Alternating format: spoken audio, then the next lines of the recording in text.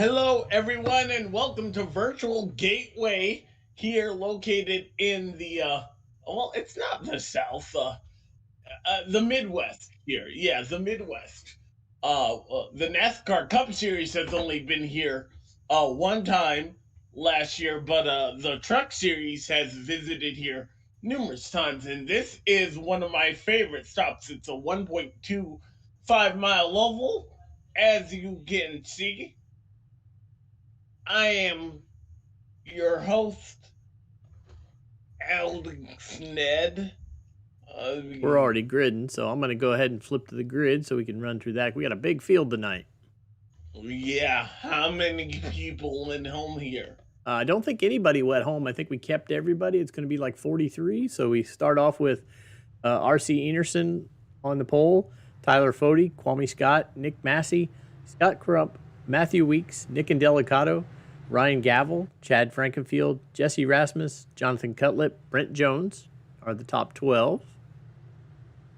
Next set, Chris Wright, Ethan Stanley, Zach Rogers, Justin Fortner, Michael Hossack, Josh Robin, Justin Vandermarl, Joshua Clark, Dylan Thomas, Ray Holmes, David Tooker, Andrew Rucker, Michael Goodman, Gerald Campbell, Wyatt Canadle, Hunter Smith, Johnny Thomas, Joshua Personette, Seth Rawls, Ryan Schold, Robert Hill, Harrison Talon, Mark Rebelis, Dustin Durr, Kyle Hanshaw, Michael Klein, Alex Gray, Braxton DeWeese, Garrison Hogan, Brandon Key, who is actually serving as the off track tonight, Rusty Capel, and Robert Smith. I believe we start 43. That is a full house here tonight. We are about to go green here. Tyler Fody, he won the race last time we were at Pocono. He's on the outside pole here today. They're all chasing that 50. R.C. Enerson, the pole sitter here tonight. The Gateway 150 is green as they head through the Geico restart zone. We're racing at Gateway. All clean so far. I believe this is a track where we're going to be talking a lot about that second groove here tonight. You saw the 50 actually move up into it and clear himself away from the 99 and the 40. This is a two-wide racetrack that you can race. We'll see that second groove kind of works its way in. You see to the left of your screen a color-coordinated drivers, and I'll let you, Dave, kind of explain what's happening right there. Yeah, we're 3 races away from the chase. The next movement in the series, in the season. The numbers in green are the top 14 currently. They're the 14 drivers that would be in the chase if it started right now. The next probably 10 or so are in red. Those are the ones who can point in or win in, depending on what they do. And then the blue are just the ones that are in the regular series. They're not out of the race, but they are not. We got caution Yellow already. Flag number 1 already must have been a crash in the back of the pack. I didn't see anything terribly David in front, but David Tooker has taken his car to the garage here. And like it maybe starts with David Tooker. He hits the grass, I think, is what I'm hearing. Got a little too loose, and then had a really wild entry into turn 3, and then takes out Andrew Rucker, Joshua Personette, and Gerald Campbell. It's a 4-car jam session in turn 4.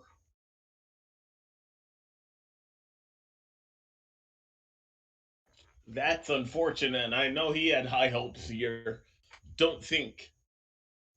And really, a mistake on his part, I believe. I really didn't see anything crazy around him,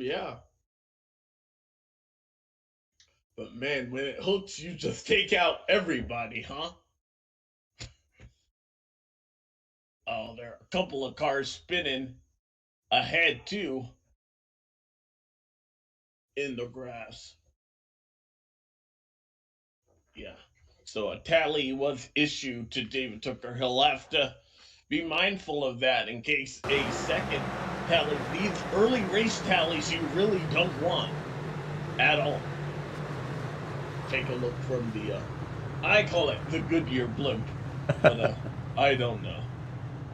Controversial cam this week. I'm not supposed to use this camera very often. We keep everything in TV1. So if you're a fan of how I've been doing my races for the last 2 years and it looks a little different tonight, there's a reason for that. Make sure you send your messages to Chad and tell him you like the old way better.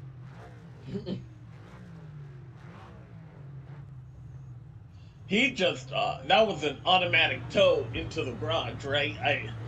I would imagine so, and he has to fix some damage on that race car. Yeah, he's going to be sitting there for a little while. So his hopes of going to victory lane in a Pro Edge car, not going to lie in the hopes of the 19. However, that 50 car is looking pretty stout on the pole and has led every lap so far. All 4 of them. Oh, all 3 under green and 2 under the yellow.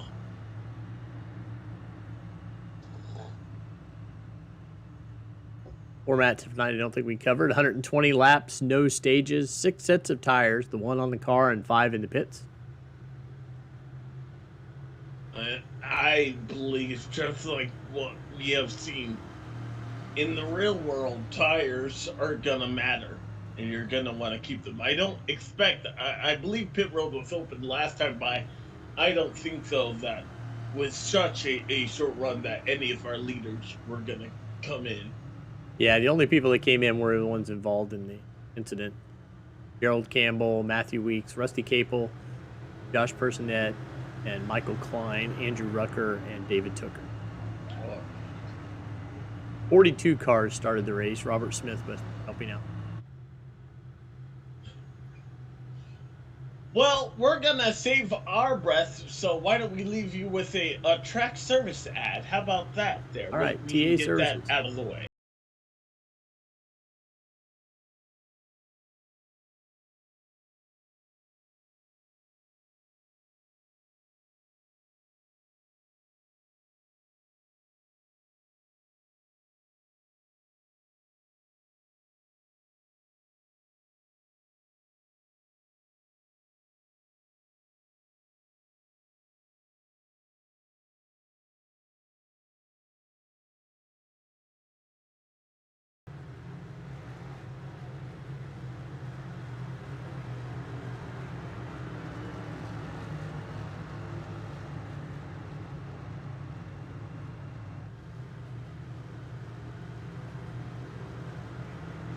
Welcome back. Cleaning up our first caution flag of the night.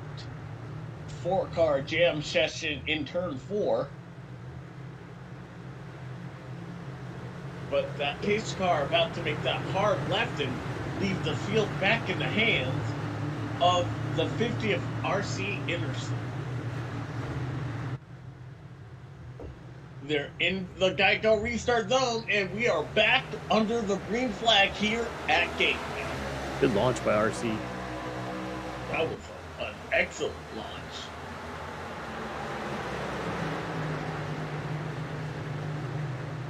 The 99 of Kwame Scott, though, is hot on his tail.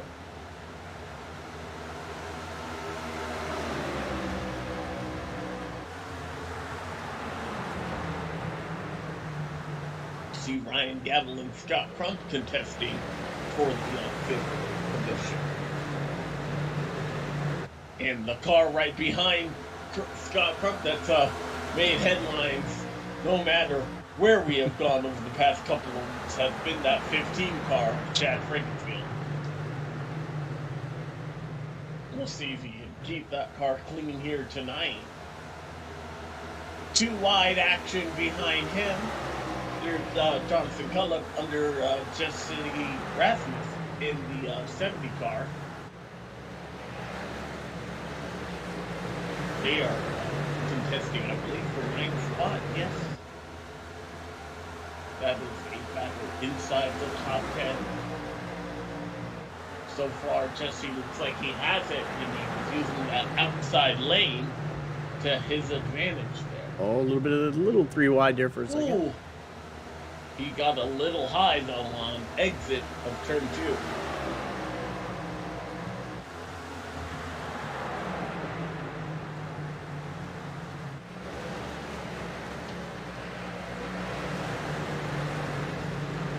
Lewis right underneath.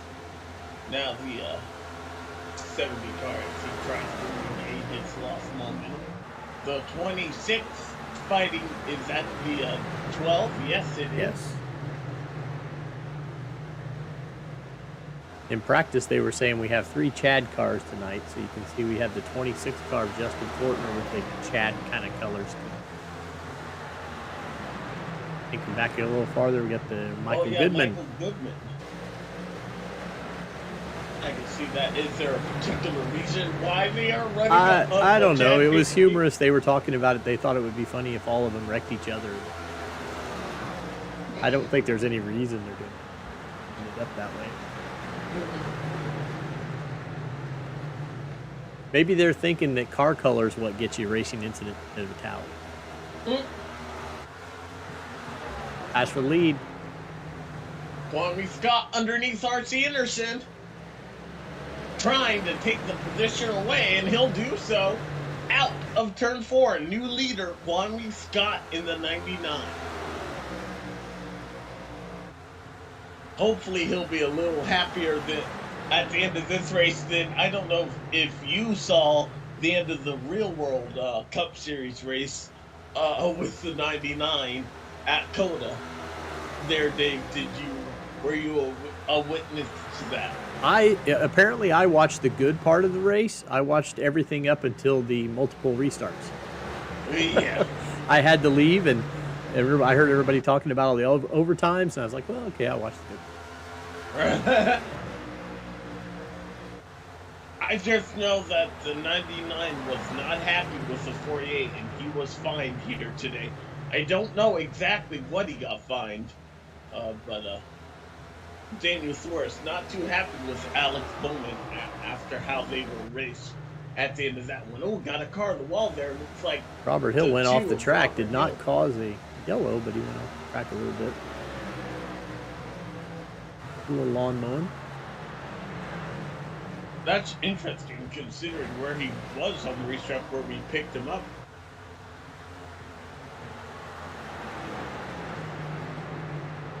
Already working lap 14 here of 120. For a close battle here is when Trey Holmes, Justin Vandermarl, and Hunter Smith all really tight. Joshua Clark in there as well.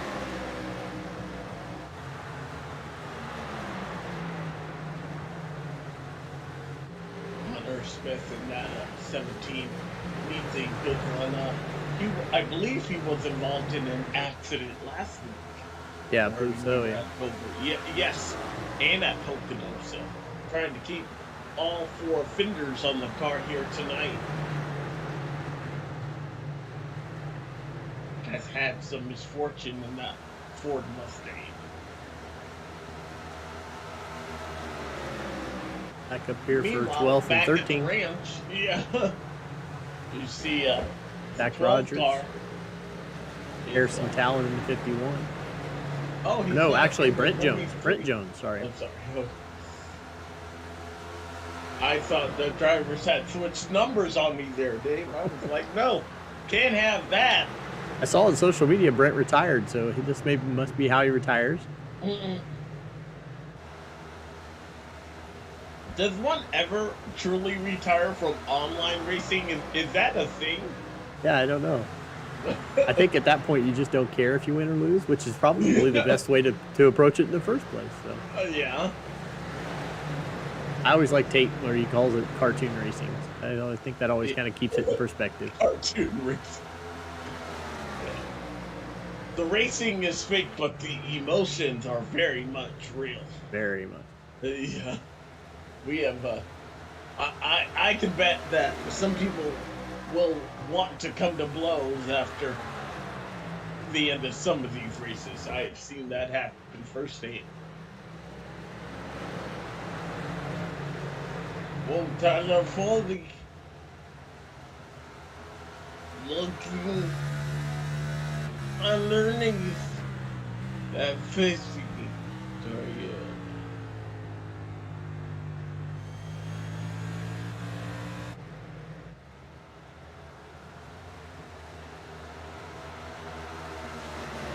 Apologies.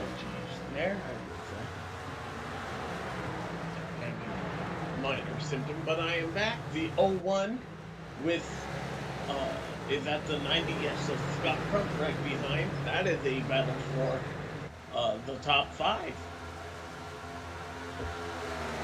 Trying to do you proud there in that Hunk, or I'm sorry, is it Hucks or Bucks? I'm Hucks. sorry. Dave Hucks. Okay, yeah. It's kind of a rip-off of the Sam Mayer Xfinity logo with the Hucks. A piece of the wall right there. I'm sorry. It looked like a B, though. So that got me, because I know your last name. Yep. But I was the B was throwing me off on what I saw. So what I thought I saw. Comes Chad. Is this TV1? Are we indeed? No. Yep, definitely are. I haven't touched it.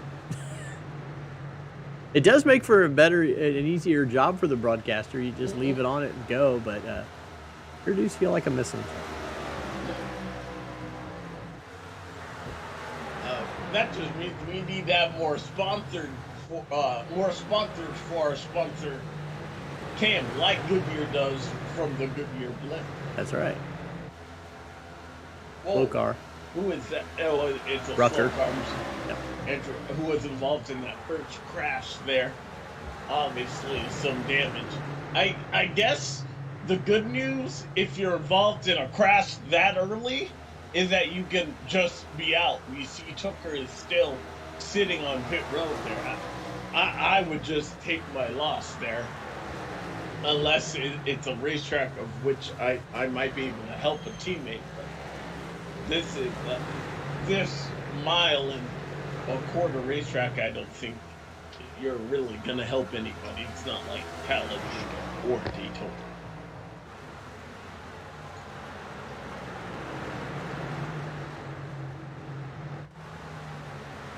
Hunter Smith going underneath the 8 of Josh Robin. As for 17th.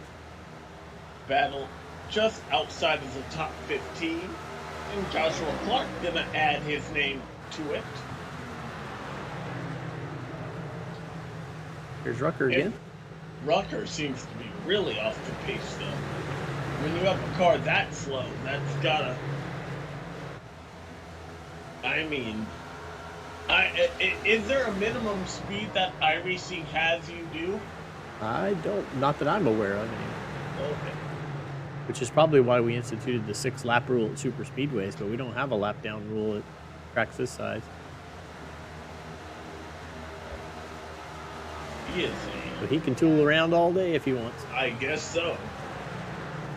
Maybe he'll try to collect all the points that he can, and with the end of these races, the way that they have gone, maybe that's not such a bad thing, but Kwame Scott continuing to show the way in front of our pole sitter, RC Anderson. Both these cars looking for their second wins of the season.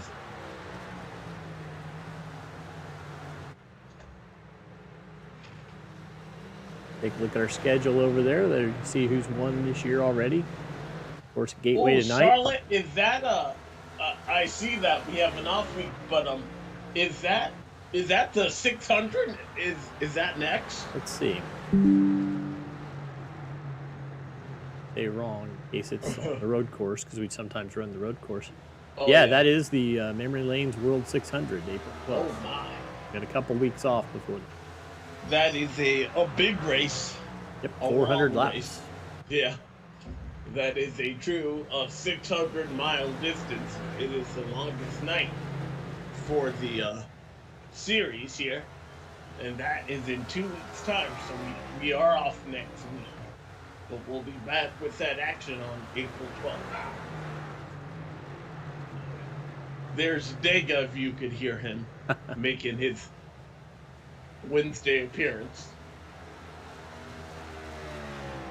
Looking for a closer battle here. Nick Delicato getting passed by Chad Frankenfield.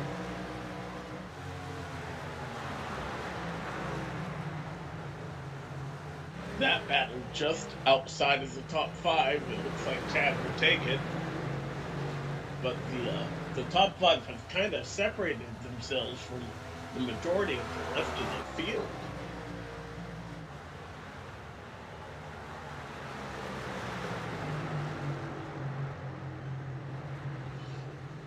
Not many close action or racing currently right now, so we'll take this time to just take a break. We will be right back. You're watching the NASCAR on the Elite Racing Network.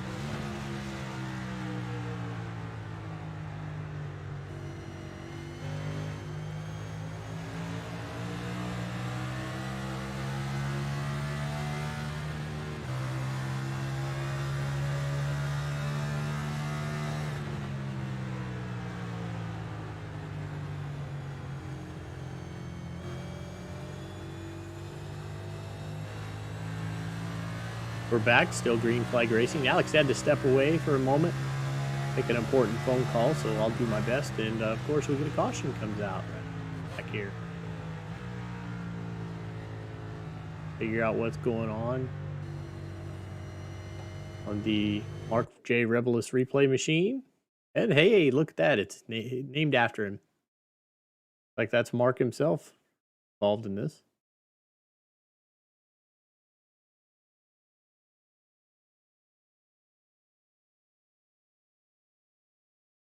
Taking a spin to the inside. Doesn't hit anything.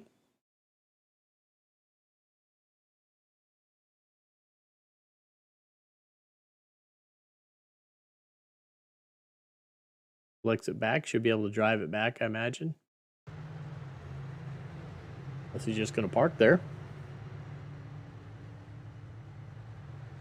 Maybe he's the one that called Alex and they're talking on the phone. I don't know.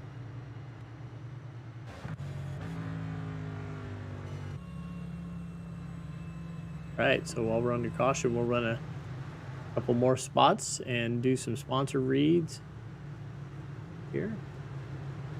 Let you watch the action. But our series sponsors join APS. APS offers a complete solution for all types of businesses that need to process credit card related transactions. Their industry-specific solutions provide the best options for your business model. They have experienced client service representatives who understand what your processing needs are. Our premier partners, TA Services. For over 36 years, TA Services has been a trusted domestic and international full-service third-party logistics provider, offering freight brokerage, managed transportation, warehousing and fulfillment, and cross-border logistics services to shippers around the globe. TA Services moves what matters to you. Let the TA Services team make ship happen for you. Blue Egg Marketing. Blue Egg is the marketing department for small businesses. For small business owners, Blue Egg is your biggest fan. We help businesses punch above their weight class. Finally, Worldwide Technology Raceway, which is the sponsor of our race here tonight at the Gateway 150. Worldwide Technology Raceway is a motorsport racing facility in Madison, Illinois, close to the Gateway Arch. It features a 1.25-mile oval that hosts NASCAR Cup and Truck Series races and an open wheel series we are not allowed to mention by name anymore. They also have a 2-mile infield road course used by Speed Tour Trans Am, SCCA, and Porsche Club of America. On site, they have a 1/4-mile drag strip that hosts the annual NHRA Midwest Nationals event and the Kartplex, which is a state-of-the-art karting facility. For our sponsors for today. Do a quick rundown of the field for you. Running up front, Kwame Scott, been up front most of the race. Jesse Rasmus. I guess actually now we have some cars that have pitted and cycled back out. So R.C. Enerson now has cycled to the front. And followed by Nick Massey up to second. Tyler Fode in third. Scott Crump now in the fourth position. Kwame Scott now actually in fifth, followed by Jesse Rasmus in sixth. Nick Indelicato. Chad Frankenfield, Zach Rogers, and Ethan Stanley rounding out the top 10.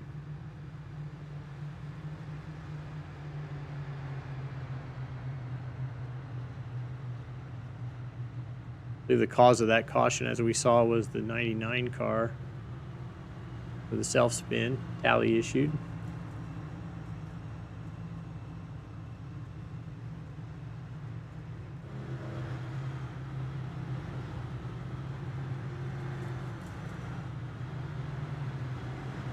Under caution, lap 38, our second caution of tonight.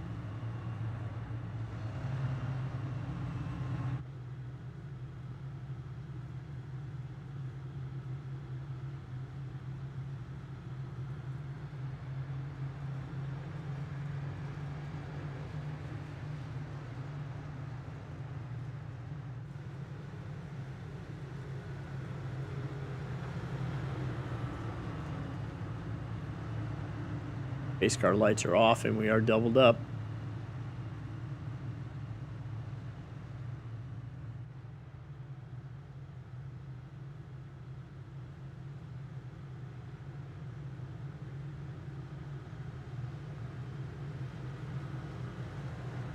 Sounds like the caution was caused by an issue came up for Mark Rebelus, who had to go, and he tried to find a graceful way out of the race, and unfortunately caused a caution.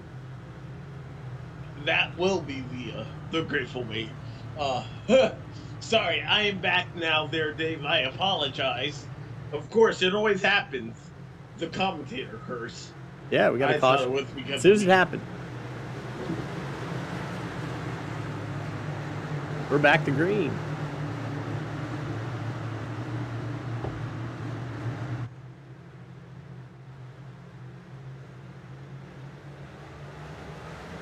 He enters him, gets it going. Nick Massey and Tyler Fody did not on that inside lane. There's Scott Crump and Kwame Scott, who was the leader before that caution flag came out. He's fallen back to 5th now. He's got some cars to pass if he wants to retake that lead. Yeah, he had a little slower on the pit lane. He was a little slow. That's interesting because that's quite a considerable gap. I wonder where he pitted in relationship, or if his pit stop was just that much slower. Yeah, it looks like he was about 2.5 seconds slower than everybody else on. And is that because he came in as the leader? He had his first pit stop, didn't he? Yeah, I didn't see if he overrun his stop or not. Let me see if I can go back and look at it. Maybe that's why. I mean, it's just curious. Yeah, okay, we got time. Why? Let's see, entered. They're 3 wide on the front stretch here. So here's Kwame coming into the pits.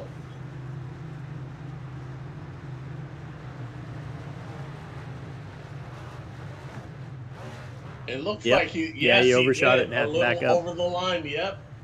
And he didn't find that out until way late. You could see that in the on a replay right there. And the 4 cars in front of him are now the 4 cars in front of him on the racetrack. So can't have a mistake like that as we're under the 3rd caution flag of the night. Well, shoot, I don't even know what caused that. Darn. That commentator curse I blame on you there, Dave. You said we had enough time. Hopefully it's not a big one. Here in a self-spin on the 17, so we'll see what we can find there. Hunter Smith. And we were just bragging about how he needed to have a good day here tonight. He has been involved in now 3 accidents over the past 3 weeks. Contact with 5, Jonathan Cutlip. Yeah. Cutlip keeps it under control. I'm just going to say the 2 just met there. Hopefully, it doesn't seem like a lot of damage. And yeah, a self spin on the 17. And depending on when the caution flag came out, he might not even lose all of those spots right there. So put some new tires on it, he'll be good to go. But that's unfortunate for the 17. Of course, nobody comes back down pit lane since everybody had just come down. So why don't we take this chance? We'll step away here. You're watching the Gateway 150, 120 laps here at Virtual St. Louis. Racing isn't easy, but experiencing it is. iRacing puts you in the driver's seat with the industry's leading sim racing game. Drive on laser scan replicas of the greatest racing circuits from around the world. Go head-to-head against other drivers chosen by skill-based matchmaking to ensure competitive racing at every level. Compete across all your favorite series. In officially licensed cars, engineered to deliver the most accurate driving experience possible.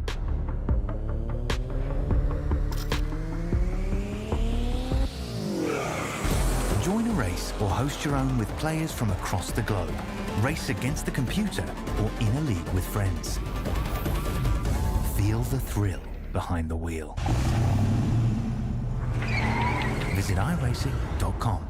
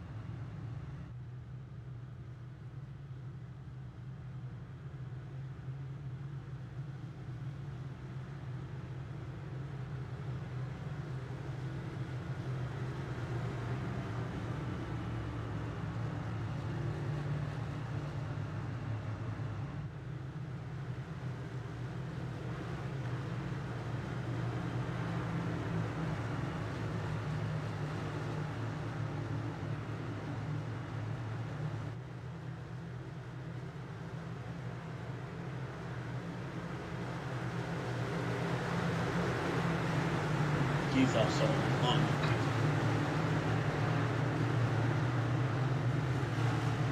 Welcome back here, cleaning up our third caution flag of the night, working lap 47 as they go across the stripe. RC Anderson has the lead.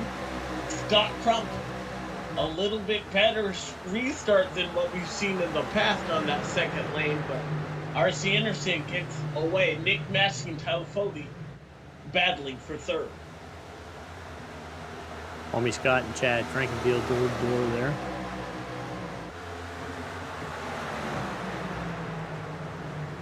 Scott, who had really bad pit stop, trying to fight back. Jesse Rasmus, Ryan Gavel, and Zach Rogers there right around the around 9th, 10th. So a piece of the wall there, I believe, by 12. Some casual contact, as I like to call it. Ooh, a little bit of a blink without the 15 of Chad. Yep. We'll have to keep an eye on that. Hopefully that doesn't keep happening. But Chad is going the wrong way. He was battling Bobby Scott, who has now repositioned himself up to the 4th spot. 3 more cars to go to get to that lead.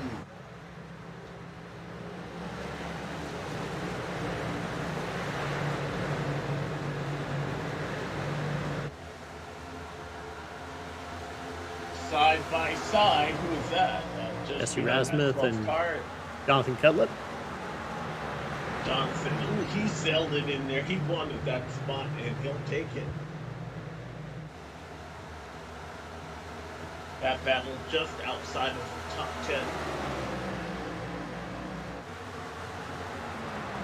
See Matthew Weeks trying to get a good run to his name. He has to wonder what might have been. He might be a 2-time winner of this series. Had a couple of cautions fallen or not fallen, depending on how you look at it, his way. Right in the thick of things when he and Foley got together at Dover a couple of weeks ago.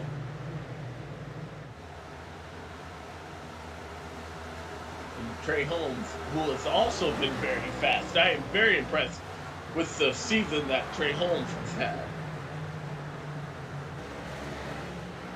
In that 88 machine. Oh, excuse me. that was a burp from my water that I'm having.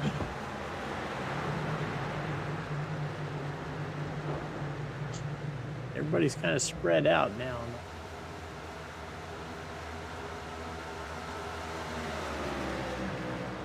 We're nearing halfway there, about 8 laps to go before this race becomes official. If it were to end due to a technical glitch or something like that. I'm just joking. Oh, and speaking of which... Oh, no, that's me up in the graphic. They can't see it. Oh, that's so funny because the second I said that, it happened. Yeah, just like, unfortunate timing. Just unfortunate. You were updating a graphic? Yeah, I hadn't put in the Grand National winner from Monday on the Crank It Up screen, so I to give Josh Adams his due. Where is Mr. Adams? We haven't talked much about that. Was late coming. I don't think he made it. He was going to be there very, very late, but I don't see his name. He had something going on at Best Buy, and busy work comes first, so. Yeah. That is a shame, though. He'll take a bit of a hit in the points. In fact, while we're under this green flag pit stop, why not throw up those championship standings? Tyler Foley already with 2 wins this season, I believe. Your leader, and Chad Frankenfield and Jonathan Cutlip having an excellent rookie year. currently. You see Matthew Weeks and Scott Crump also inside the top 5. Just right, Nick Massey, Ryan Gavel, Ethan Stanley, a winner at Martinsville a couple of weeks ago. And then Andrew Rocker, Braxton DeWeese, our popular YouTube drivee. And then Robert Hill, Brent Jones, and Wyatt Canado. Those are the people currently inside that top 14 that would be battling for a season title. And you see the rest of the grid right there in front of you. Yeah, so even down through like the 30th position, they're only like 20 points back, I believe. So not a lot of people completely out. Yeah, including Tate Lytle. We haven't mentioned our defending series champion, but I don't think he is gonna make it at all. No, I think the real world's been keeping him busy this year. He hasn't made a lot of the series. He's been here or there. So that's a shame. Not that he'll be hurting for him. I mean, he still has those trophies to look at. Yeah. He'll be all right. Yeah. He'll be okay. A 2-time defending series champ. It was pretty cool to call those. Pretty cool to call those. No battles under 2/10 except for this battle with Weeks and Jesse Rasmuth for 12th position. You mentioned Braxton DeWeese. We haven't really shown him tonight. Let's take a look at him for all these fans. Yeah. He's currently in the 22nd position, kind of ho-humming along.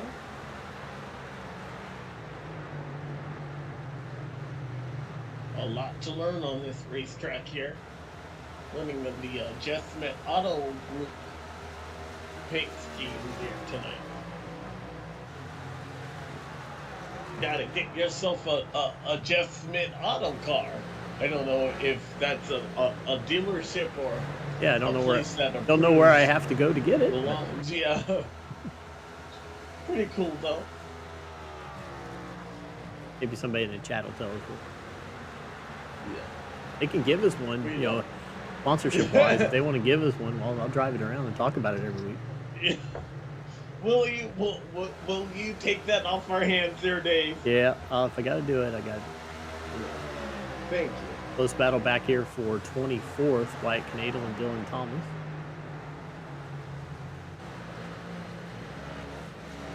Just ahead of Chris Wright and Gerald Campbell, some of our ERN colleagues.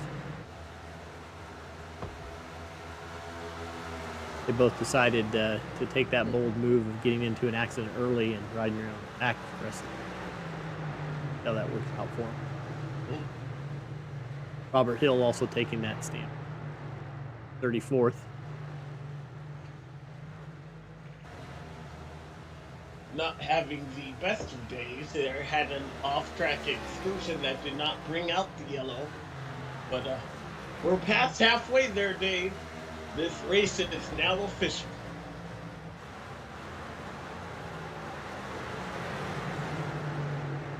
See Matthew getting by that 70 Toyota Camry. Oh, see now that view's gonna get me in trouble. So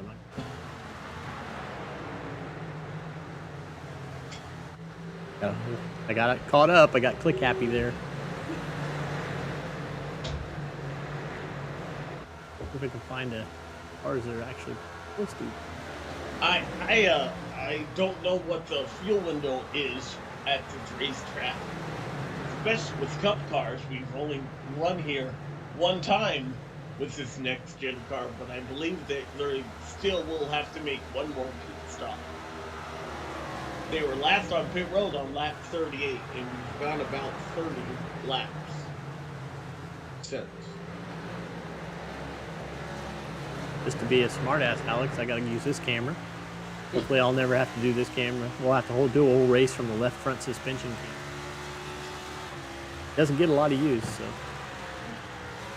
Well, why not? When there's not that much going on there, why not go around and see what new camera? Are you partial to the left? Oh, caution! It made me bring out a caution. Well, You have been the commentator curse of the night as we are under the fourth caution flag. It would have been cool if you were on the car that brought it out, though. It would have Oh, been. Harrison Talent. Let's see what happened to the Well, 23 he was here. all by himself.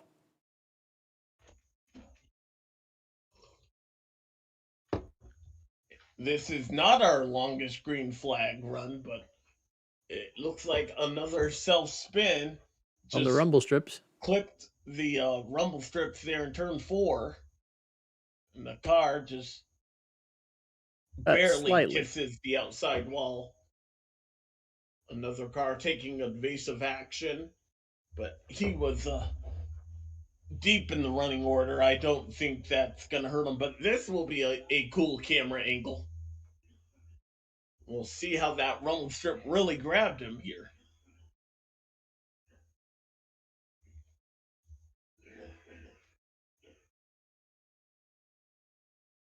Fascinating. He never quit driving it, though. Oh, he's turning the wheel, trying to correct it back around. Trying to correct it. Everybody's into the pits now. And this, I would imagine, whoa. Some more off-road excursion, I would imagine, would put everybody in their window here. Robert Hill's going to stay out. He's going to lead a lap. He does that quite often. His calling cards. I think he just forgets to come in. He's a follow leader, so he's not paying attention, and all of a sudden he's out there by himself. And oh man, everybody left me. It definitely gets him a lap lead, I believe. Gets him on TV. It does get him on TV. I don't know about the lap lead though, unless he goes in this lap as the leader, then he will get his lap lead. Because depending on where you are in the running order, you might find yourself deep in the field. Although he's staying on the track there, I don't know if he's coming in. Some people just do anything to become the center of attention. And I know he listens to us while he races.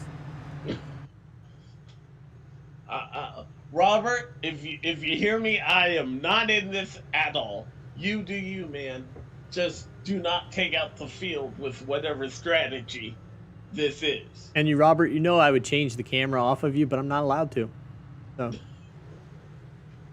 we're stuck with you. You're the leader on TV1, baby. This is your time.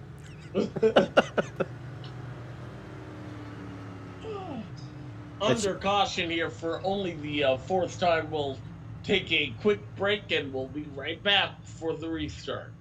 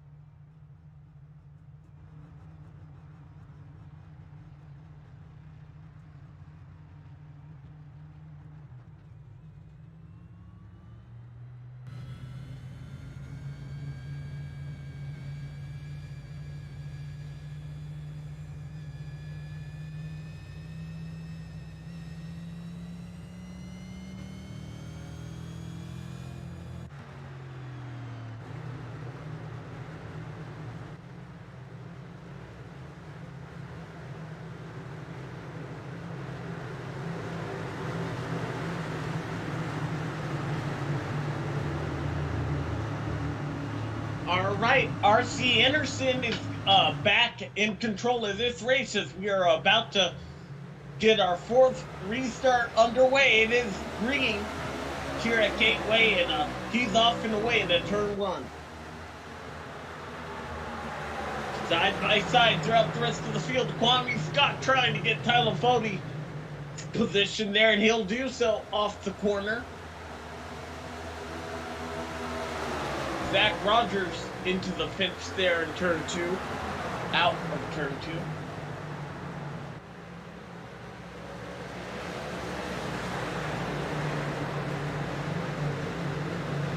Cody didn't have a good restart. He's lost quite a few positions. During that stop, we saw the 12, excuse me, not the 12, the 2 go back. Oh, Kwame Scott running RC Anderson really wide off the corner in the middle of turn 1 and 2. They lost a ton of time, a lot of time to the leader there as we are under the 5th caution flag of the night.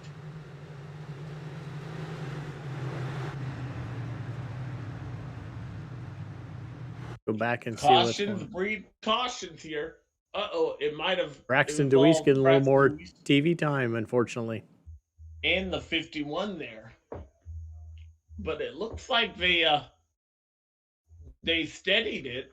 There was definitely contact, but now we got a car up here. Yeah, 21 into the 21 right there, and Wyatt Canadle can't avoid that.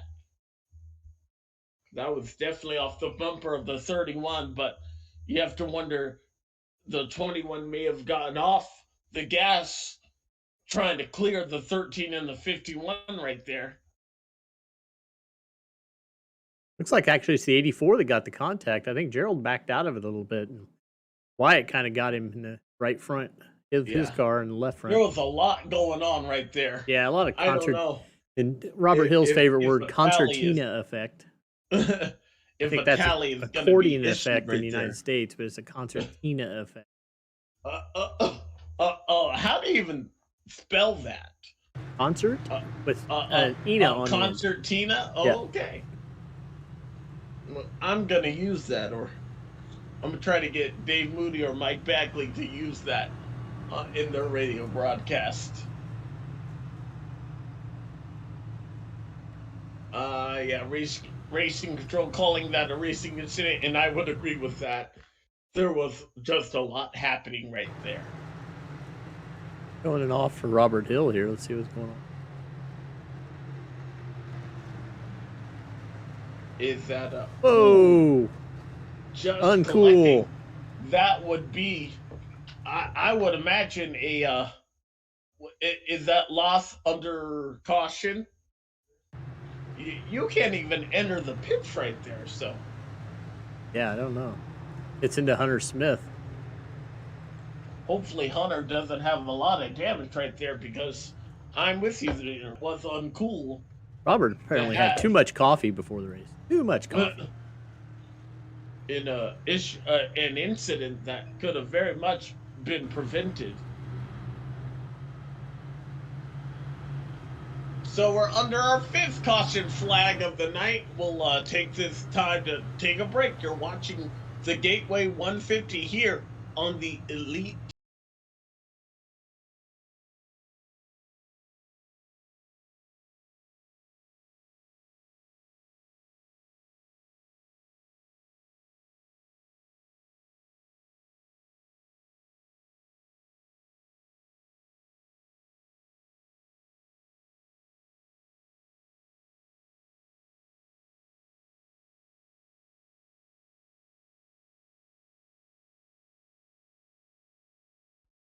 Racing isn't easy, but experiencing it is.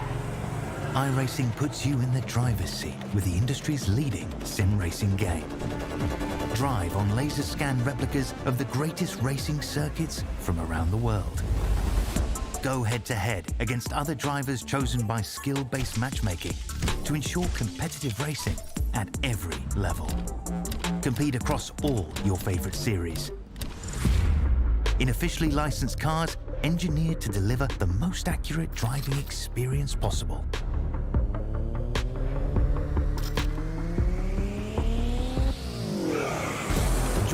race or host your own with players from across the globe. Race against the computer or in a league with friends. Feel the thrill behind the wheel. Visit iRacing.com.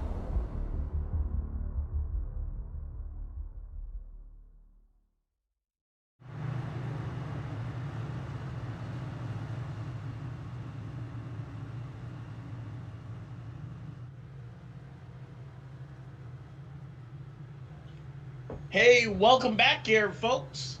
Getting this one almost under 50 laps to go, so we're getting to the end of this thing, and we have a new commentator, I believe. Well, we did have one in the booth there. Oh, we still do.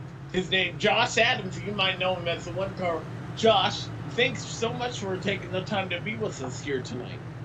Yeah, no problem. I just, obviously, I'm not out there tonight, so I got home a little bit late tonight, so I just figured I'd finish it up in here. We did try to find you in the field for a minute, because I heard from Chris that you were going to be late, and that we were asking where you were, and we tried to find you, but we didn't find you, so glad to have you up here. Yeah, thanks. I'd keep that a mystery. Yeah, we're glad that we were able to find you in the booth, of all places. Green flag back out, our 5th restart of the night underway, and RC Anderson is getting out to a pretty stellar lead. The battle is on for second. Scott Krupp and Thomas Foley going at it. Kwame Scott needs to get past these two if he wants another chance at the lead, or RC Anderson is going to drive away with this thing. We haven't seen a long race run here. The longest green flag run, I believe, has been about 30 laps.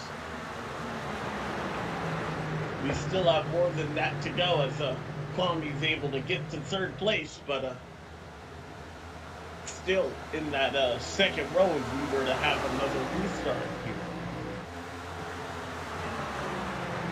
here. Yeah, I noticed as he was going by, a little bit of contact between teammates. Yeah. Him and the 40. I didn't know they were teammates, so that's good to know. We haven't seen the 15 car make contact with anybody yet. That's new. That's always good. that's new and always a sigh of relief here. What's it like racing on this track here, Josh? Can you give us insight into what it's like driving at Gateway virtually? Yeah, I don't have a whole lot of experience here in this particular car, but I think in just about everything it drives kind of similar. They're probably doing a lot of shifting down in 1 and 2, and may or may not be shifting down in 3 and 4, but the two ends of the track are so different. You run turn 1 and 2 so much different than you do 3 and 4, like more throttle control down on this end in 3 and 4, and you're really just trying to get the best run off at 2 to get a good launch and drive down to 3. Yes, that's, excuse me, something that we have not talked about here, how turns 1 and 2 are completely different from turns 3 and 4. Yeah, you'll see them run out more wide in 1 and 2, and then I think for the most part, a lot of guys are going to be trying to run 3 and 4 pretty low, unless they run up to do kind of like a diamond to get a good run down towards turn 1. It's kind of like he's doing right now. You see him move up in the center and then come right back down. Yeah. I personally have always been a diamond practicer when it comes to my virtual driving, but my stuff is on console, but I just always prefer to diamond. You seem to save a little bit on tire wear. Do you know anything about the tires here? Do 1 and 2 eat more tires than, say, 3 and 4? Or is it kind of even tire wear all the way around the track? I think it's probably, for the most part, pretty even, but I think it's maybe a little bit tighter through 1 and 2, so it could eat up a little more in 1 and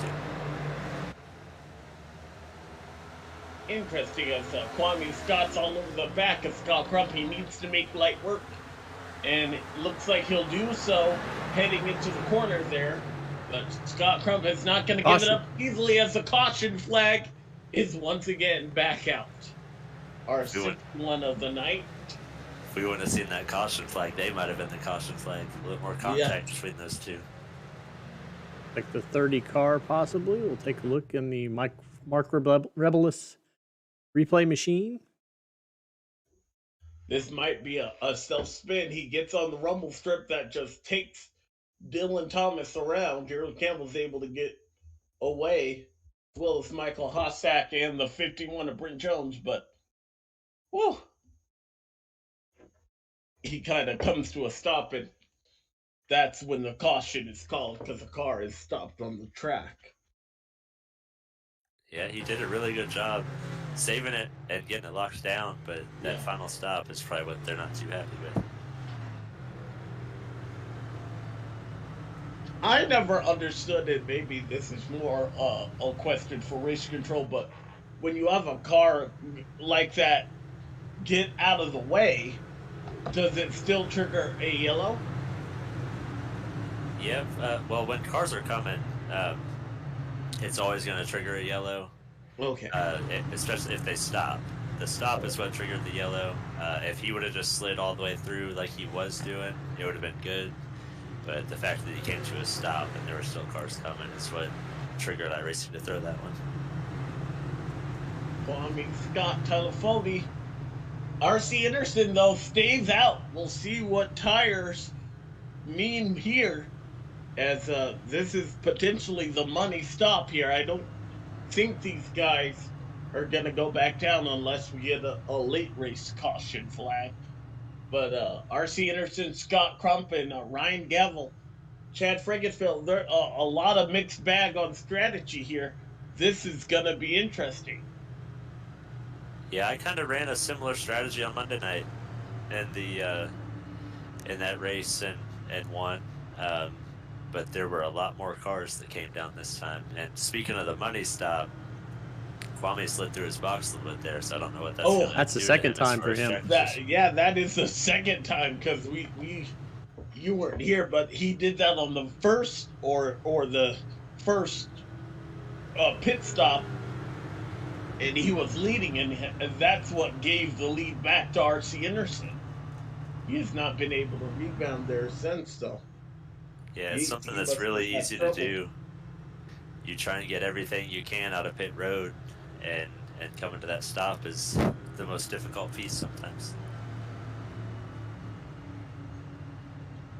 Well, we'll clear it all up here once we go back to racing. No sense in us talking for 2.5 laps here, so we'll be right back here, and we'll get you to the restart here coming up in just a couple of moments. You're watching the Gateway 150.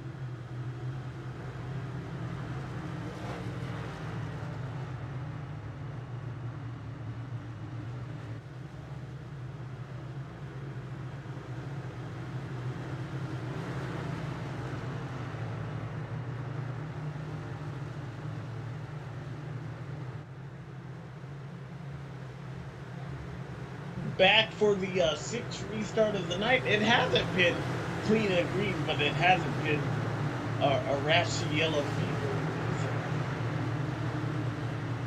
So I would consider this a win. It's definitely kept the field close. R.C. Anderson, though, has held the lead and has led the most laps here tonight. Does anybody get around him here with less than, I believe, 40 to go? Oh, got a car around in turn 2. Don't know who that was. Somebody. I saw a car spin, but it obviously did not trigger a yellow. Is that Tyler Folding that we're watching?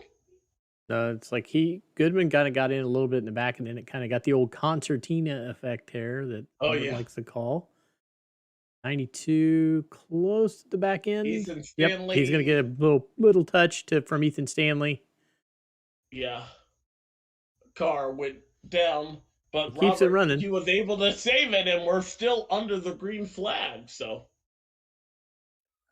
if there's not a career in racing for Robert after this, he got some pretty good landscaping skills. Yeah, he practiced that move earlier a couple times, so that's why he did really well at it.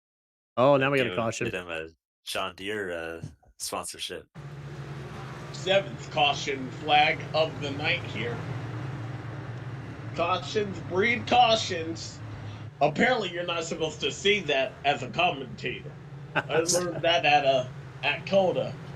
See, Alex, that was my thought when you said we haven't experienced yellow fever yet. we're just starting to get into the final 30 laps. And that's true. I think our temperature's rising. Let's see what happens. Tagging this to the 31 for the tally. Gerald Campbell. Oh, does he get into the side of... Well, there's the 81 right there, but the 81 had such a checkup off the corner, and he collects a 51. Oh, he took everybody out. That's a big crash on the front stretch. Brent Jones, Michael Klein, Justin Vandermarl, night here. Braxton DeWeese, Alexander Gray, all involved. At least 6 cars. That is by far the biggest crash of the night. Go back here a little farther in the pack and see it happening in front.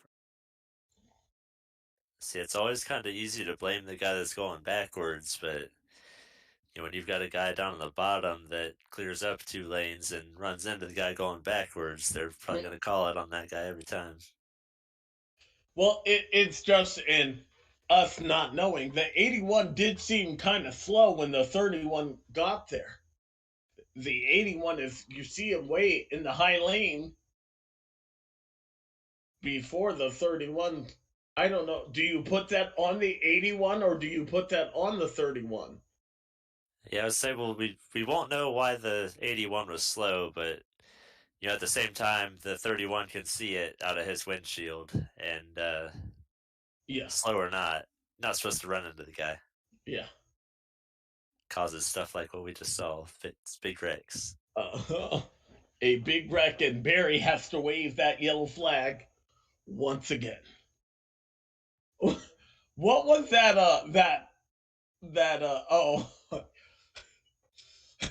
That picture I was going to ask there, Dave. I didn't know what I was looking at.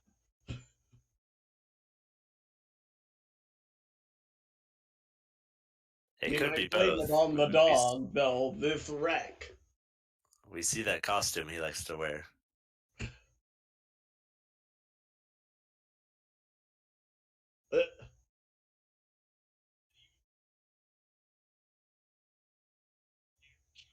He looks like he's having a pretty good time in that picture.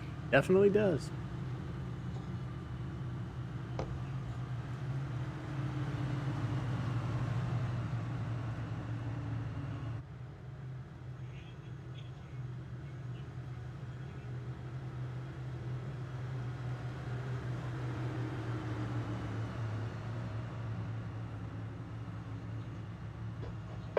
Who is the highest running driver on newer tires there? Do we know? Yeah, it'd be Tyler Fody in the 12th position. Okay. Lap 81. So he's kind of leading that next pack with Bodie, Kwame Scott, and Nick Massey and Ethan Stanley are the first 4 on the new tires. We'll see what happens here as we clean up our 7th caution flag of the night. Don't go anywhere. You're watching the Gateway 150.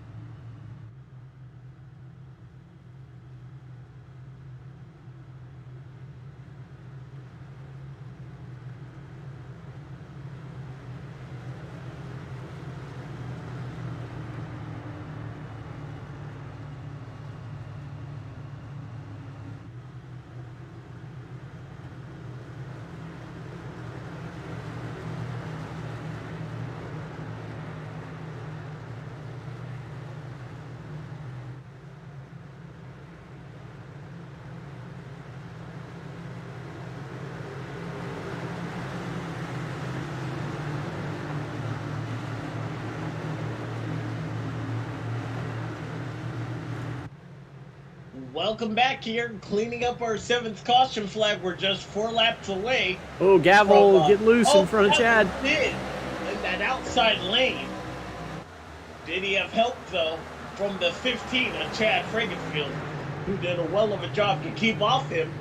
And Gavel now going for 2nd after that hellacious restart there. He'll take it down in the back. We survived it.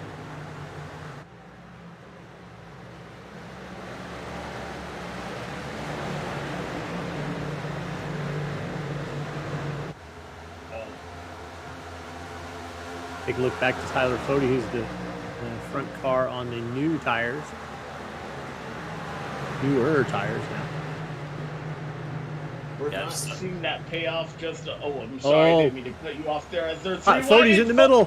Third, right in front of the field, he collects Kwame Scott, a big hit for the 92 at Ethan Stanley, or excuse me, the O2. And our 8th caution flag of the night is gonna be huge. He put himself in a bad position there, Dave. We know exactly where that started. He collects a lot of people. Let's watch from the high above blimp. I want to call it the Goodyear blimp because that's what TV calls it. But he gets into the side of the 32 there and then gets behind on his steering. Trey Holmes has to take evasive action. Oh, man. Then he just starts taking cars out left and right. Kwame Scott, a big impact there. Yeah, what I was just about to say before that happened was I didn't foresee the tire advantage being a thing, whether they ran long or not. And then I think maybe he kind of just let a lack of patience get the better of him there. It's definitely not going to help him now. He has a ton of damage to fix as he gets loose right in front of Seth Ross, who takes a pretty hard shot into that concrete barrier right there. The back tires lift off the ground, and a big one on the backstretch. That is by far is the biggest accident. I keep on one-upping myself here. Not necessarily a good thing. It kind of looks like here that Fody doesn't want to put himself in that position. He kind of comes in there and he's like, you see that opening, and he doesn't really look like he wants it, but then he kind of reluctantly gets there, and that's what happens. He takes it, and maybe just a little bit of net coat right there. That's what they called. That's just kind of what we do, though. I think you hear a lot about it, depending on what chats we're in and stuff in this thing, and there's a lot of guys that you'll get back there on tires, and there's a lot of guys that'll call you out for, oh, you have speed, you got to get back there as soon as possible, and while the 32 looked like he might have been backing up, but I feel like there's just probably a lack of patience. I don't think he had to try and force the 3 wide.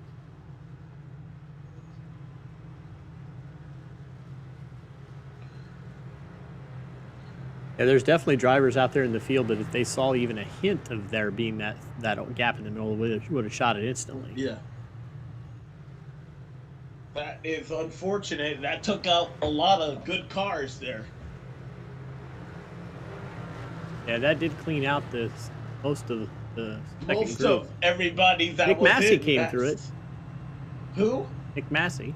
Oh, okay. Now he's the third. Ethan Stanley also came through it as well in his newer tires. Joshua Did we Clark. see RC pit? He did not. RC came down pit lane. Now all the way back in 24th with he has the newest tire. Yeah, I don't think that's going to end up being, a lot of the guys up there did it, but I don't think that's going to end up being the right call. I think Gavel and Crump now on the front row are in a really good spot. Yeah.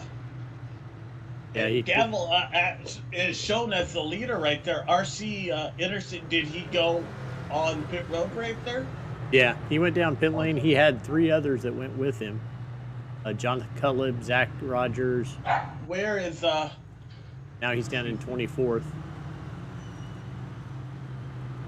he ran up under? Sorry, excuse me. My my dog is having an issue right. The top 6 stayed out. Gavel, Crump, Frankenfield, Wright, Rasmussen. Still on their lap 64 tires. Yeah, with as few laps as we have, we see it almost every week.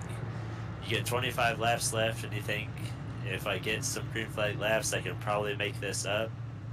But we see the cautions keep coming, and every caution period eats up 5 or 6 laps. So we get another caution, we're going to be down to 20 to go, and then 15. So, at this point, I think you had what you had. I would have probably stayed out if I was those guys. Yeah, that was interesting for RC. I don't see that with 25 to go. I was gonna let you go first there, Dave. Who do you like here as we get set for the restart here? Hey, I'm going to go off the cuff here and take Chris Wright. He's been in the back most of the day. Now he's up there sitting in 4th. And he gives me crap because I never pick him, so I'm going to pick him this time. Okay. So if he wrecks out, it's his own fault. Badger. Who do you like there, Josh Adams, as we get this restart underway? Ryan Gavel, the leader. I think I'm just going to go with an easy pick here. I'm going to go Scott Crump. I don't think he'll be bashful if it comes to maybe putting the bumper to the 01. It's one of the guys on the front row with some good track position. Into Contact, the wall and Rasmus. into the 70. Sorry, Chris. And around they go. Ryan Sold is around. Another caution flag is out. More cars slide into the melee. And we're back under the 9th caution flag of the night. Chris Wright got into the side of the 70, and that's what set that off. See, that's what happens when you go back and pit. One of the cars for sure, Jonathan Cutlip, would have been ahead of that wreck, and he got in that wreck coming down pit road. There is a lot of cars involved in this one. Now, Dave, you did say sorry, Chris. Yep, I did. Maybe it's commentator's curse, but I don't know if it's a commentator's curse when it's your fault. Yeah. I told him I didn't want to pick him because I didn't want him to do bad. Yeah, but He comes through it, oddly enough. Then he gets off, and then, Ryan Sold gets in. Joshua Clark nowhere to go. Oh. Yeah, it looks like Chris just got tied off the 2, ran himself out of room.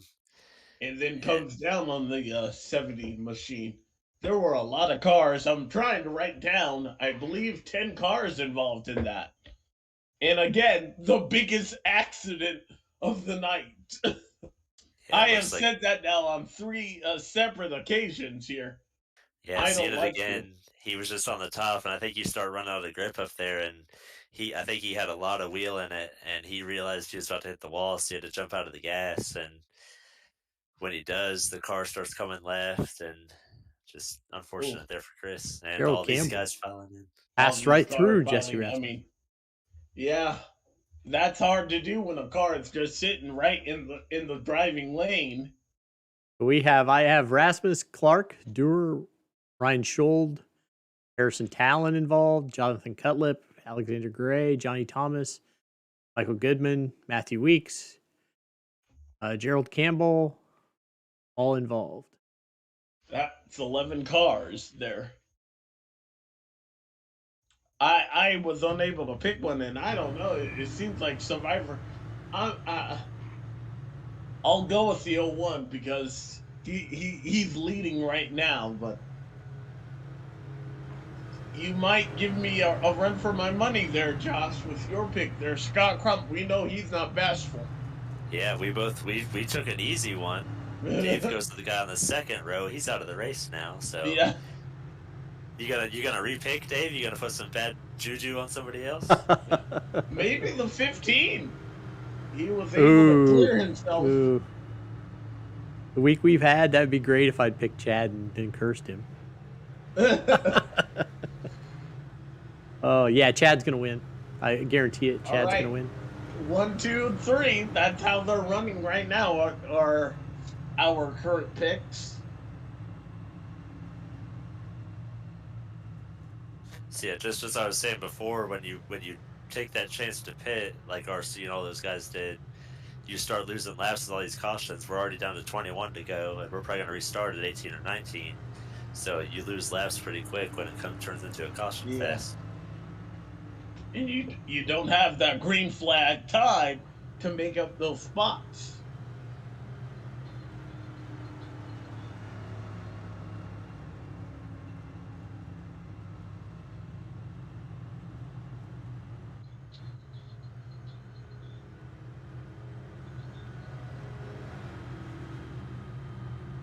Like we saw Scott Crump on the running order there. I always like seeing that picture of him and his son.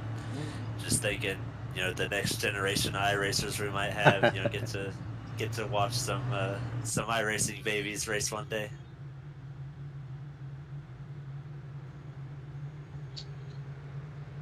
So 20 to go here. I think we'll get the restart here. Yep, they're 2 wide now, so 19 laps to go under the hopeful green flag conditions here. But if history in this race is to repeat itself, I wouldn't say that we're done with the yellow flag just yet. Yeah, it's been a bad couple of last restarts for Lake Norman, losing Fody, Kwame, Chris. They've got Gavel leading and Nick Massey in 5th, so see if one of them run into some bad luck.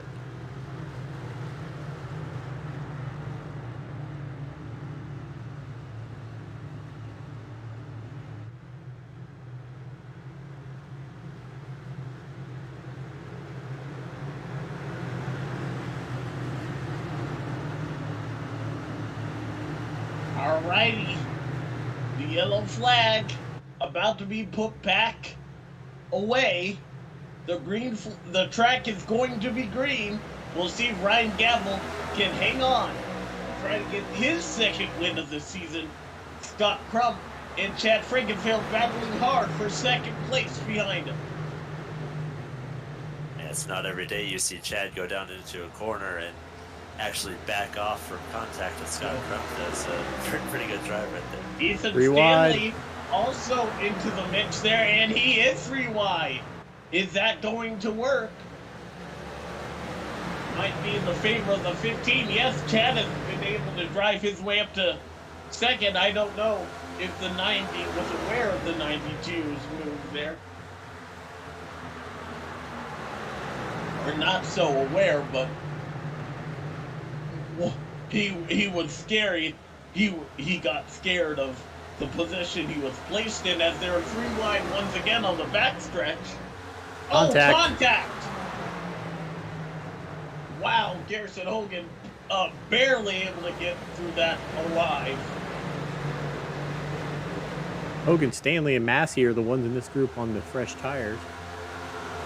Hogan is one of our Daytona 500 champion, but he's one of those drivers trying to work his way into the top 14. And Garrison Hogan's not a guy that wants to be bustling out of the way like that. Ethan Stanley, he may need to look in his mirror.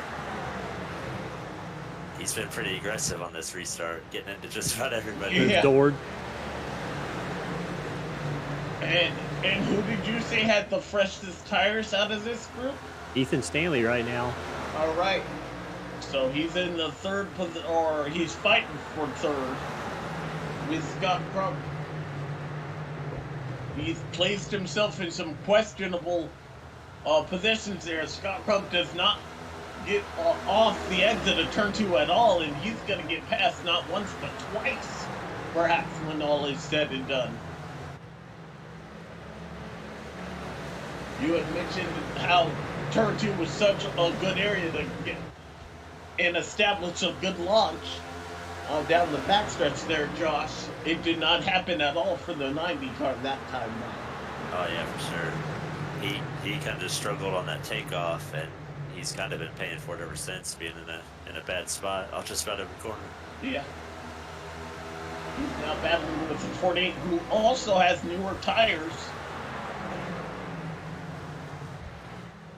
Yeah, one How thing about Nick go ahead. Massey, he's not gonna just muscle Crump out of the way like Ethan Stanley did. So I think Scott's probably in the clear now.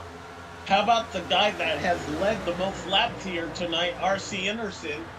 He's crawled his way up into the 9th position underneath Hunter Smith there, trying to go for 8th place, and he'll do so.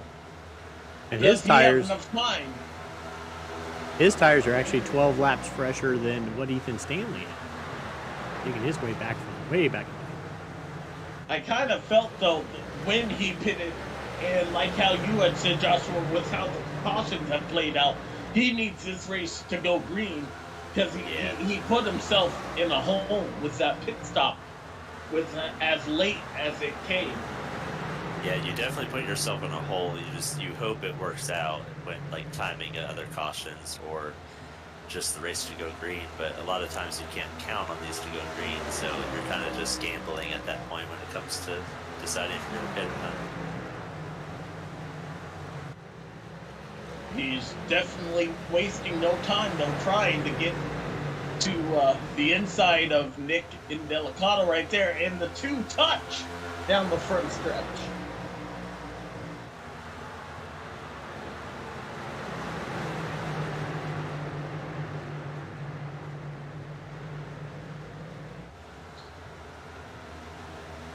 Side by side. Go after Scott again. I'm like you, I think Scott's just trying to minimize the bleeding that last restart he incurred. But Massey is going to give him the business and try to take that spot away. That is a battle for 5th place. Massey underneath. Oh my contact. goodness. Definitely contact between the two. Massey did all he could to keep it off the 90. And not the sort that was not his fault to begin with. Yeah, most guys would have finished that slide just taking out the 90. Nick is one of the most heads up, just clean guys we have out here. Like, if it's his fault, he's going to tell you it's his fault. Like, he was probably apologizing to Scott in the game chat if I had to guess. R.C. Anderson has worked his way up to 6th place. 10 laps to go. He's going to have to pass 2 drivers as you see the 70 rejoin the track. Caution. This could play into the hands of the 50 machine as we got a car stop. Hunter Smith for the second time here tonight. Hopefully that will not be a tally, though. He may have gotten some help. The 18 is all over the back of him. 3 bumps.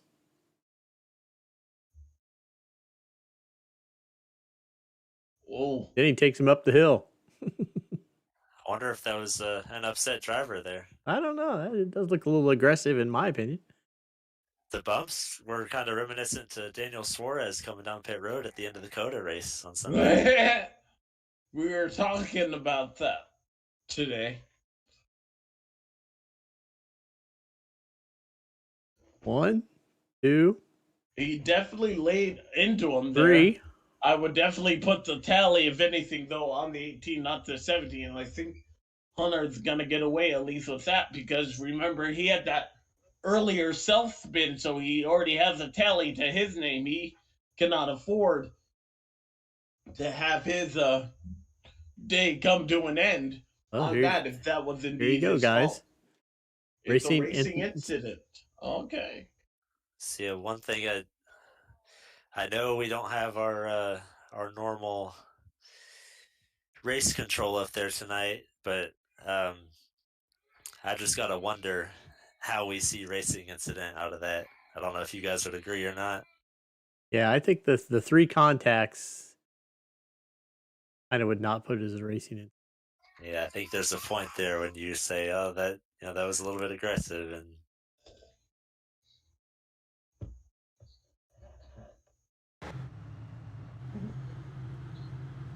but I'm not on the tower tonight, so that's for somebody else to determine.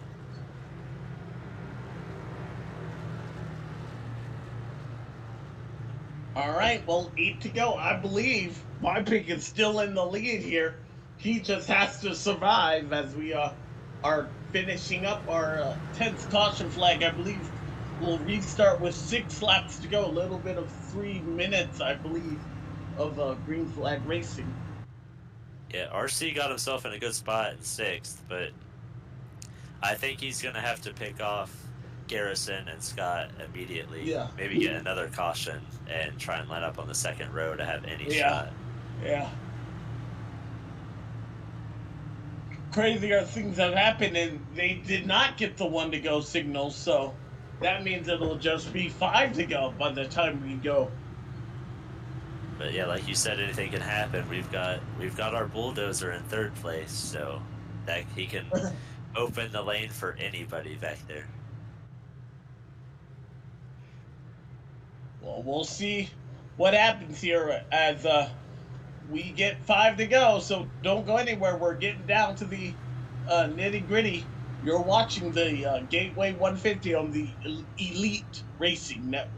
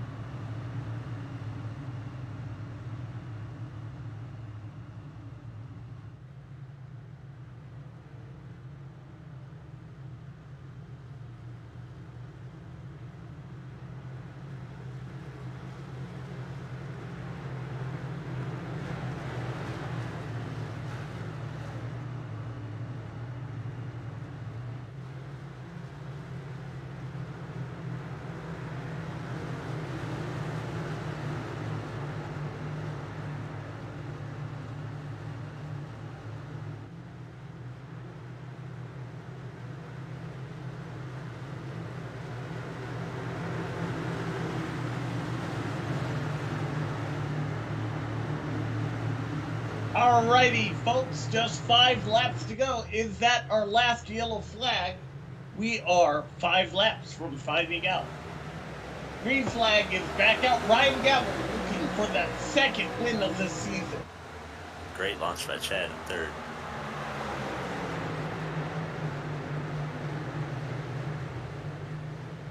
Gavel a little bit loose, gonna let those guys get a run on him.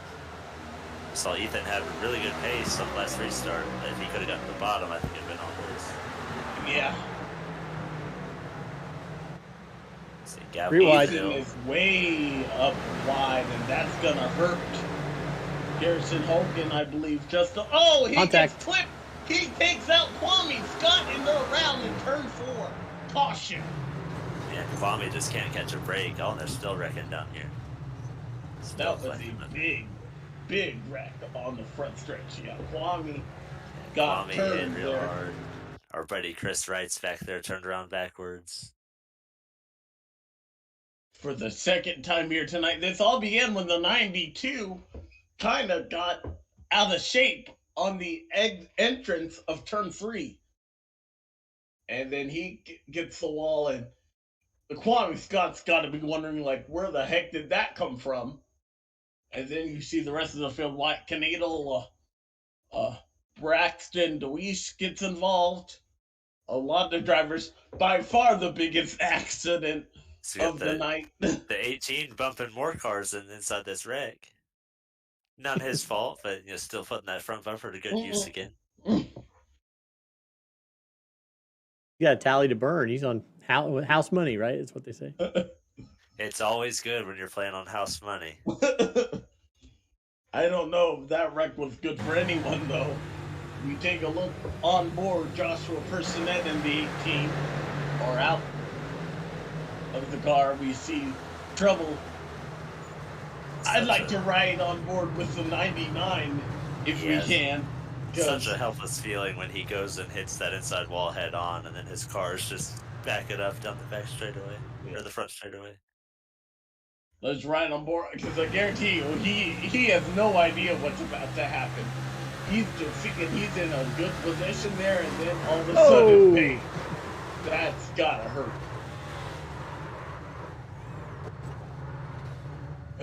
What is that like inside the race car there, Josh?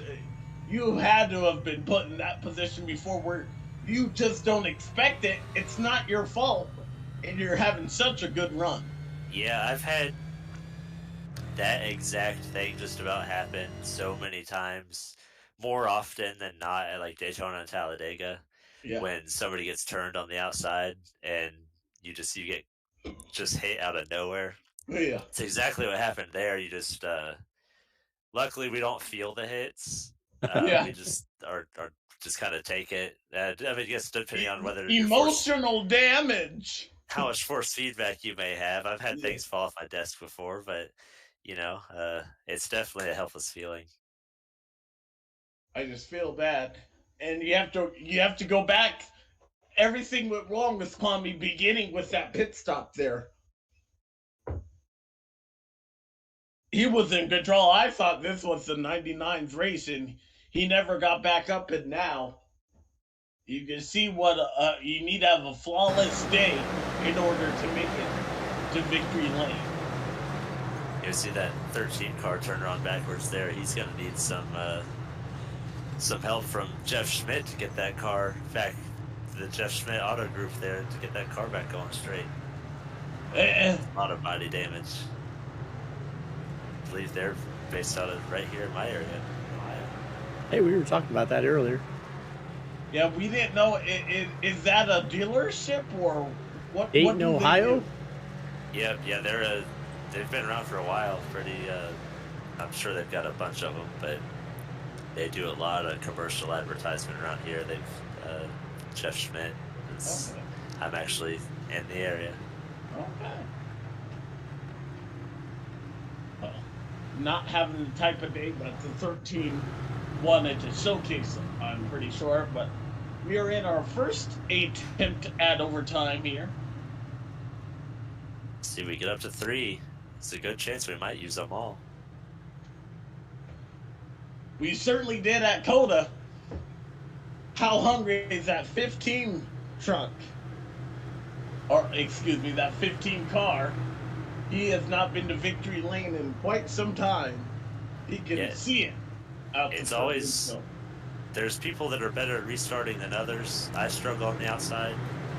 But Chad has gotten some really good restarts from third the past 2 restarts. If he can get a good restart here and stay on Gavel's quarter panel, all he needs to do is be on the 01's quarter panel in the middle of 2, and I think he'll have a shot to pass him. Alrighty. We're about to find out. The Gateway 150 comes down to the final 2 laps here. Ryan Gavel, Chad Frigenfield, your leaders. The green flag back out. Who is going to victory lane here tonight? Gavel with an excellent start. Frigenfield did not get the restart you talked about there, and in fact, it's going to cost him 3rd position. Yeah, if we get another caution, he can line up 3rd. I'm sure he'd take it, but you definitely don't want to be going backwards at this point. Nick and Delicato into 2nd. Oh no, this is going to get ugly. Inside. Oh, Garrison Hogan turned around, and caution flag is back out. They did not make it, so we will have our 2nd attempt at a green-white checker. Yes, guys, I'm gonna leave you real quick. I was hoping we would make it through. I just have to use the restroom. I'm so sorry. I will be right back.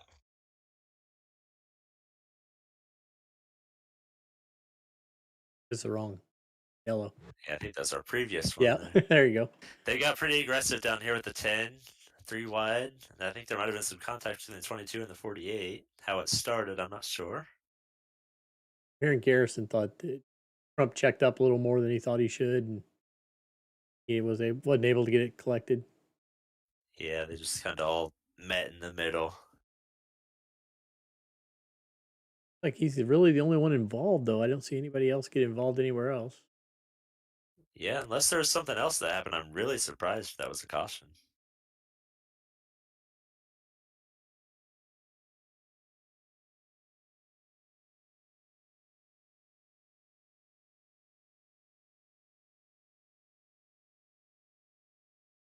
Unfortunate for Garrison.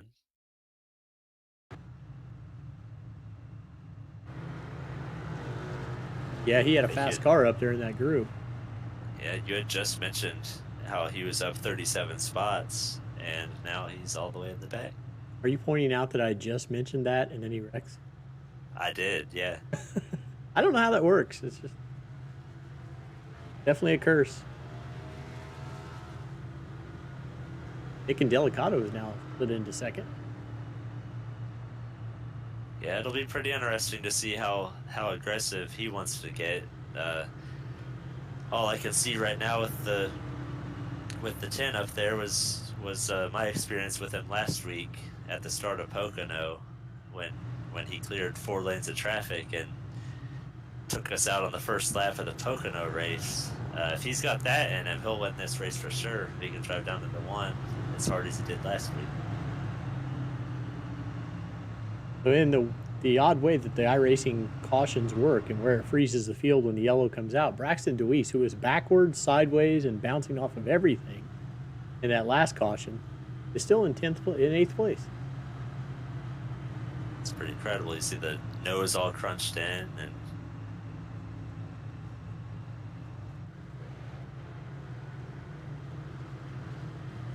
he's up 32 spots. Rusty Capel up to 12th. He's up 31 spots. That's a really good run for Rusty.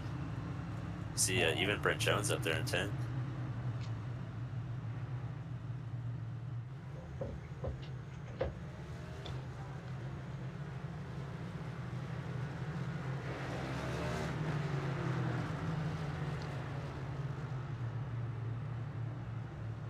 It's always nice when you can get some of those guys up towards the front that you guys don't get to talk about a lot, on a weekly basis. And I think we've got about 3 of them in the top 10 with the DeWeese, Fortner, and Jones, and even Justin Vandermerrill. He's back there in 11th or 12th, putting on a pretty good run. Yeah, we were talking about Justin Fortner's car earlier, and his livery has kind of intrigued me. I don't know him well enough to know if that sponsorship is he affiliated with the IMS radio network in any way, or a really cool livery. Sure.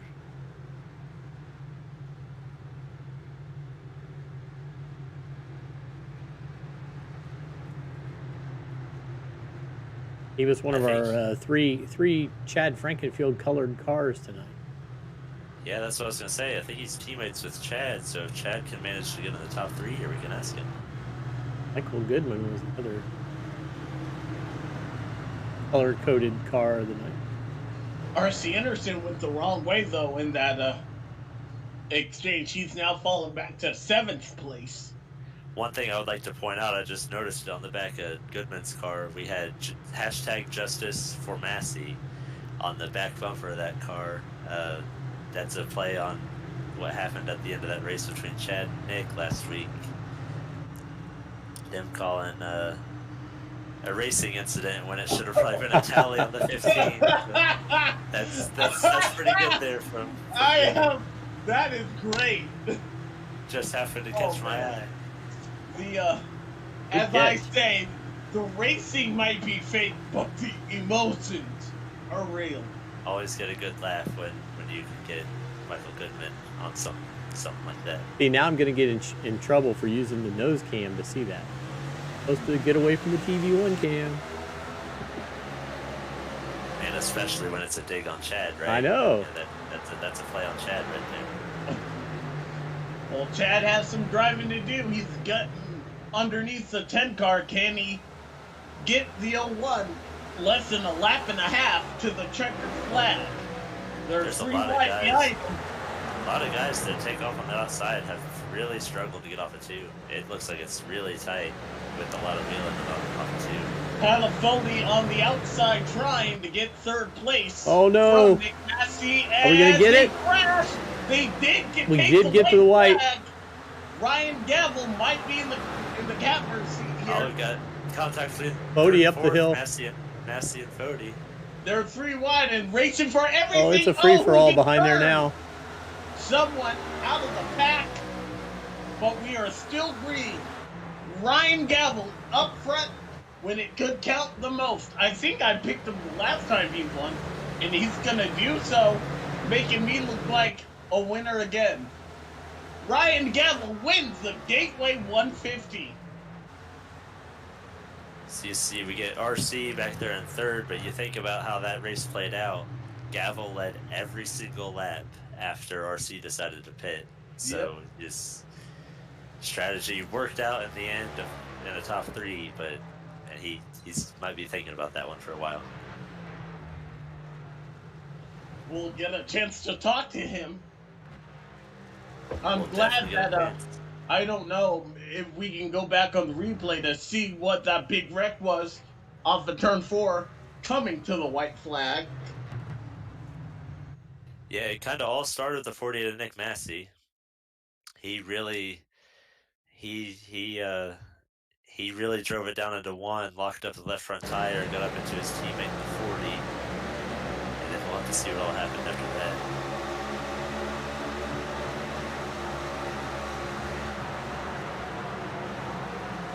Let's see.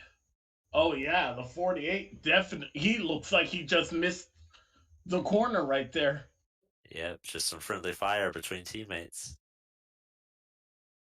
And then 4 wide at Gateway is not supposed to work. Was it Nick? It's a white car that gets turned out of the pack here. Was it Scott Crump or Braxton DeWeese? And then he's going to take. Again. Yep. That car couldn't catch a break the last 20 laps. No, it could not.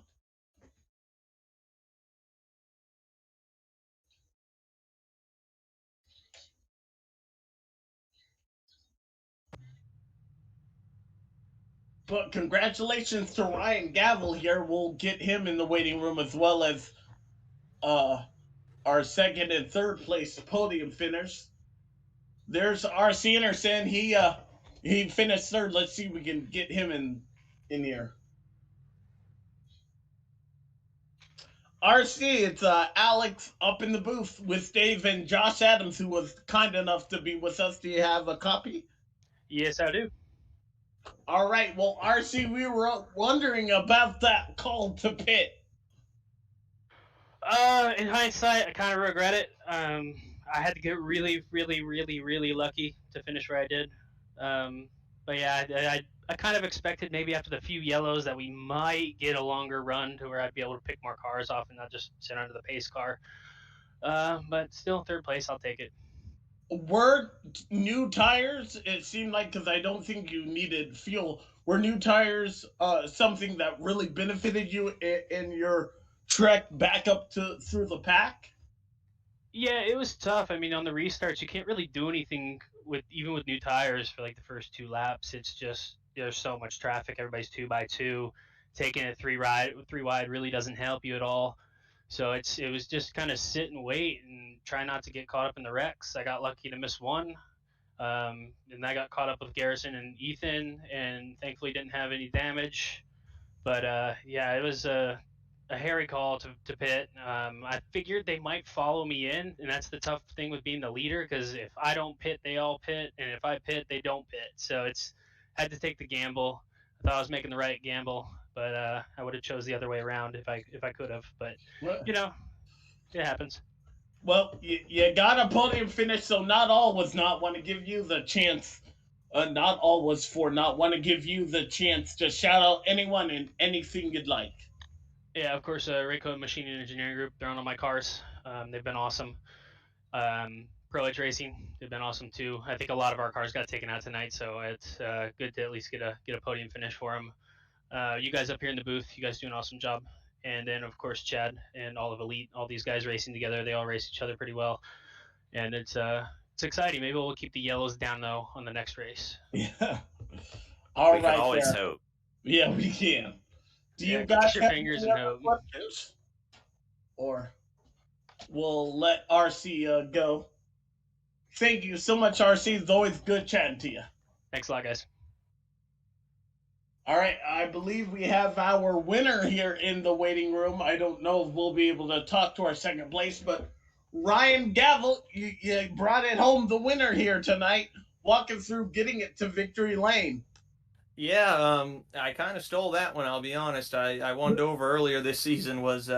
I'm more proud of that one on Speedwise. This one, yeah, I mean, I was maybe a seventh place car, fifth place car at best, and got lucky with even I went against my pit strategy of my teammates. I know Kwame and Fody decided to pit at one point, and I was I think fifth or sixth, and I stayed out behind. It was RC and Crump and Chad, and I decided to stay out against their decision and got lucky with the way the cautions fell, and I made a move on Scott Crump at one point to get to second.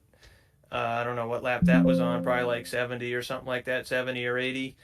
And then once I got by Crump for second, a caution or two later, I don't know if I faked RC into the pits or if he had planned on pitting the whole time, but he came in and I jumped out because I knew track position was king, and luckily Chad and Scott Crump stayed out with me, and yeah, I got lucky the way the cautions fell. Had a couple medium length runs, but that race was all about track position, so yeah, glad I stayed out as long as I did. I had a couple close calls there.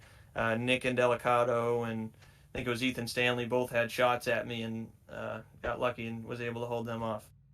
You brought it home though, but you had a little bit of luck go your way though. But nonetheless, you're in victory lane. Walking through what this means to you to get your second win of the season, kind of unexpectedly. Yeah, no, that was a little unexpected, honestly. I came into tonight, I didn't do a single lap on track before practice tonight, and I was kind of off. Took me a while to figure out exactly how to drive the track. Last time I had driven this track was when we were here last season, and I don't remember being all that fast there last season either, so I didn't really have high hopes coming in. I think I qualified decent, top 10, and, you know, I thought maybe I'd have a good clean race and finish top 10, but luckily, pit strategy was on my side, and the cautions were on my side, and I was just fast enough to hold on. So, yeah, it means a lot. 2 wins, getting those playoff points racked up. I don't think I've won more than 2 races in a season, so I definitely need all the help I can get heading into the playoffs here in a couple weeks. Ryan, you're 2 for 2 on nights where I picked your competitor to win. So yes, I think we're on to something there. And I believe I picked you. I was saying that as you came to the. I believe I picked you the last time you won. I mean, if you guys want to keep picking me the way you've been picking me, I'm all for it. I was just mentioning to Brandon Key, actually, was our in-race admin tonight for the first time since I think I mentioned it to him. The only other time he's been our admin for a cup race was Monza last season, which I won. So I vote for him being an admin every week too. We got consistency. I like it. Well, as the winner, here at Gateway want to give you, excuse me, I want to give you the chance to shout out anyone and anything you'd like. Yeah, of course, got to thank you guys up in the booth doing a great job. I'll be excited to watch this one back and got to remind myself exactly how that strategy played out. Um, thank you guys up in the booth, Mr. Dave Huck on board with the sponsorship, of course. That was a beautiful car out there winning once again. Got to thank all the admins, Brandon Key, thank Chad for running the league, teammates at Lake Norman. Almost had two of us in the podium. They got into each other there. Massey and Fody did behind me, but brought in some top tens there. It's too bad that Chris and Kwame got taken out. But got a couple more weeks to go here, and we're all looking good trying to make the playoffs at Lake Norman. So, yeah, thanks to all those people for making everything possible. When you watch it back, Ryan, don't get too thrilled. It's a pretty limited camera shoot tonight. So. Oh yeah, I'm sure. You know why. So I do. All right. Well, one thing I would like to point out is that, like, everybody making everything possible. There were a couple caution causes by some of those Lake Norman guys that definitely made your green flag laps come down. So you gotta thank them for running a lot of caution laps. Exactly. Those caution laps here at this track too are a little long for some reason. So that's also another attribute to winning tonight. So thanks iRacing for programming in an extra caution lap as well. I was curious about that, but now I know. Thank you there, Ryan Gadley, and you have a couple of weeks to celebrate your win there because we're not racing next week. Our next week is at that Coca-Cola 600, April 12th. So, yeah, definitely going to need a week off before sitting in this chair for 600 miles, I'll tell you that. But I love Charlotte, so I'm hoping to maybe make something good out of that. I know it's a big points night with stages and whatnot, I'm assuming, are involved with it being a full distance. So, yeah, I'm excited for that, excited for Daytona, and then right on into the playoffs. All righty. Well, congratulations there. Celebrate your win. Yeah, thanks, guys. My apologies. I started having a little bit. My brain surgery will do that to you.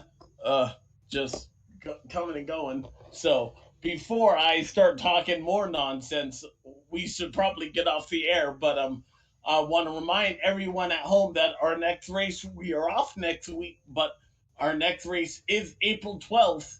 And it is full distance, so I imagine it will be at 8 o'clock.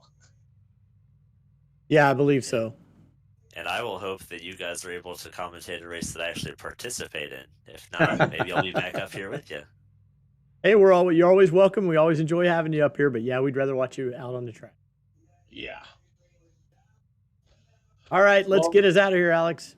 Yeah, I think I pretty much have said and done everything else there is to do. So from all of us here for the Elite Racing Network, thank you guys so long from Gateway. Congratulations, Ryan Gavel, the winner of the Gateway